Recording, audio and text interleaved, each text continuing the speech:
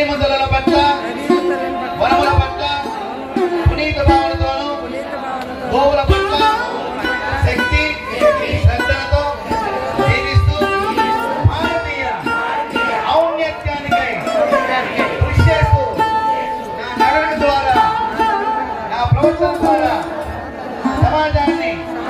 మరింతగా ప్రభావితం చేస్తానని అఖండ భారత నిర్మాణమే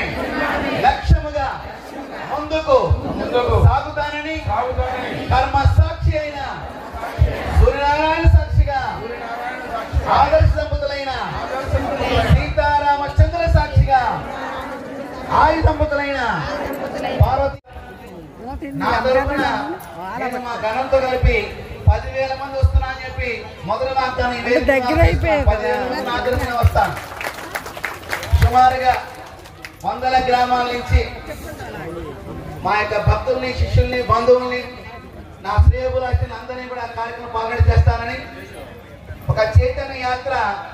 ఆంధ్రదేశము నుంచే ప్రారంభం అవడము భారతదేశంలో ఆంధ్రప్రదేశ్కున్న ఘన కీర్తిని మరొకసారి చాటుకోవడమే తెలుగువాడి యొక్క వైభవాన్ని తెలుగువాడి యొక్క చరిత్రని తెలుగు నేల మీద ఉన్న దేవాలయాలు